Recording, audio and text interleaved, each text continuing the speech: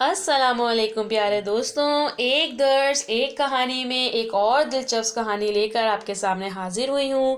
اس کہانی کا عنوان ہے جھوٹ کا انجام۔ بسم اللہ الرحمن الرحیم۔ یہ اس زمانے کی بات ہے کہ جس زمانے میں سلطان حسین نے خراسان و زبل میں حکومت قائم کی۔ اس وقت آذربائیجان کے علاقے پر یعقوب مرزا کی حکومت تھی۔ ان دونوں بادشاہوں میں بڑی دوستی تھی۔ دونوں ایک دوسرے کو قیمتی تحائف بھیجا کرتے تھے، جبکہ دونوں ریاستوں کے درمیان کافی فاصلہ تھا۔ پھر بھی اپنی قاصدوں کے ذریعے سے خط و خطاب اور تحائف کا تبادلہ کیا کرتے تھے۔ ایک مرتبہ سلطان حسین نے یعقوب مرزا کو خط لکھا اور خط کے ساتھ کچھ قیمتی تحائف بھی شامل کیے اور اپنے ایک درباری کو بلایا جس کا نام امیر حسن تھا۔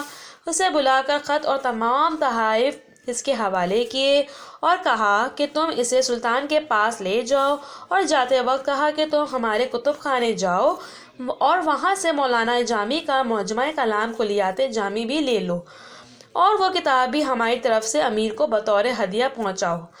امیر حسن کتب خانے گیا اور کتب خانے کے اٹینڈنٹ کو سلطان کا حکم سنایا تو اس نے غلطی سے کلیات جامی کے بجائے ابن عربی کی فتوحات مکی اٹھا کر اس کے حوالے کر دی۔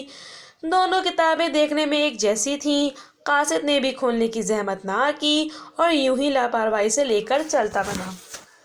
یہاں رک کر میں ایک بات اپنے سننے والوں تک پہنچانا چاہتی ہوں، وہ یہ ہے، جب لین دین کا معاملہ ہو تو ضرور دیکھنا چاہیے کہ کیا سامان منگوایا گیا تھا اور کیا سامان ملا ہے۔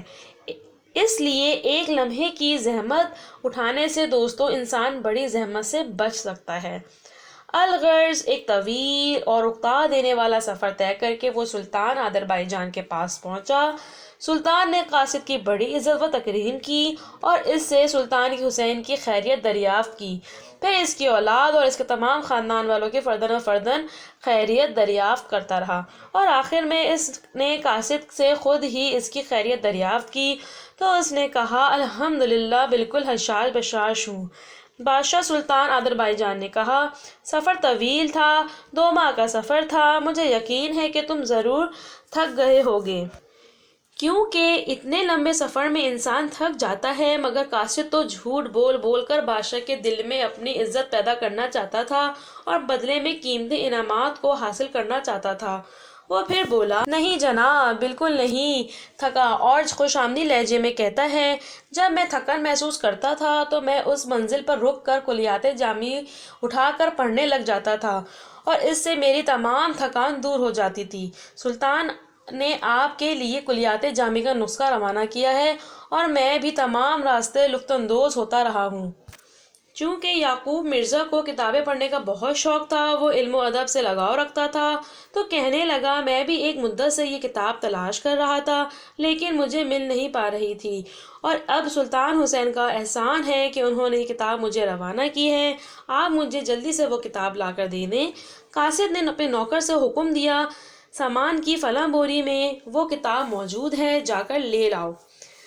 نوکر جب وہ کتاب لے کر آیا تو اس نے بادشاہ کے سامنے پیش کی تو جیسے ہی سلطان نے کتاب کو دیکھا تو دیکھ کر حیران رہ گیا اور اس کے چہرے کا رنگ تبدیل ہونے لگا۔ وہ اپنی جگہ سے اٹھ کھڑا ہوا، غصے سے اس کا چہرہ سرخ ہو رہا تھا، کیونکہ وہ کتاب کلیات جامی کے بجائے ابن عربی کی فتوحات مکی تھی۔ بادشاہ کو بہت غصہ آیا، وہ بہت ناراض ہوا اور ناراض ہو کر اس قاصد کو ڈانٹنے لگا اور کہنے لگا، تمہیں جھوٹ بولتے ہوئے شرم نہیں آتی؟ یہ کتاب کلیات جامی نہیں بلکہ فتوحات مکی ہے، تم نے تو کتاب کھولی ہی نہیں، پھر بھی اس کے بعد اتنی ڈٹائی سے جھوٹ بولتے رہے میرے سامنے اور مجھے اپنے سفر کی جھوٹی کہانیاں سنانے لگے۔ جیسے اسے جھوٹے قاصد نے یہ سنا کہ وہ کتاب نہیں جو بادشاہ نے بادشاہ کو بھجوائی تھی، اس کے تو ہاتھوں کے طوطے اڑ گئے۔ وہ انتہائی شرمندہ ہوا، نظر جھکائے سر جھکائے سلطان کے دربار میں ذلیل و خوار ہو کر مہمان خانے میں آیا، اور مہمان خانے میں آنے کے بعد اس نے اپنے سامان کو سمیٹا اور اسی شرمندگی اور ذلت کے ساتھ اپنے وطن کی راہ لی۔ جب تک زندہ رہا اس کے دل میں یہی ملال رہا، سوچتا رہا کہ اس رسوائی اور ذلت سے بہتر تھا کہ میں مر ہی جاتا۔ دیکھا دوستو، جھوٹ بولنے سے انسان کس قدر ذلیل و خوار ہوتا ہے، شرمندہ ہوتا ہے، اسے سر جھکانا پڑتا ہے، نظریں جھکانی پڑتی ہیں اور لوگوں کے درمیان اس کی عزت و تکریم کم ہوتی جاتی ہے۔ الحمدللہ ہم اس پاک پروردگار کے ماننے والے ہیں جو 70 ماؤں سے زیادہ چاہتا ہے، اسی لیے اس نے ہر وہ کام جس سے انسان کی عزت کم ہوتی ہے، انسان کو رسوائی حاصل ہوتی ہے اور انسان کو شرمندگی اٹھانی پڑتی ہے، یا انسان کو سر جھکانا پڑتا ہے، یا انسان کی نظریں شرمندہ ہوتی ہیں اور جھکانی پڑتی ہیں، ہر اس کام سے پاک پروردگار عالم نے ہمیں منع فرمایا ہے۔ اسی لیے دین اسلام میں جھوٹ بولنا حرام ہے۔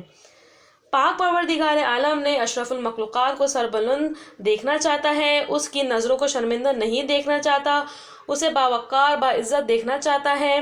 اسی لیے پیارے دوستو، ہمیں جھوٹ سے اجتناب کرنا چاہیے، کیونکہ جھوٹ انسان کو ذلیل و خوار کر دیتا ہے۔ کبھی نہ کبھی انسان کا جھوٹ پکڑا جاتا ہے، کیونکہ کہتے ہیں کہ جھوٹ کے پیر نہیں ہوتے۔ آج کی یہ کہانی اپنے اختتام کو پہنچی۔ اگر آپ کو یہ کہانی اچھی لگی ہے تو پلیز آپ اس کو لائک کریں، شیئر کریں اور کمنٹ کریں۔ انشاءاللہ پھر ملاقات ہوگی، تب تک کے لیے اللہ حافظ۔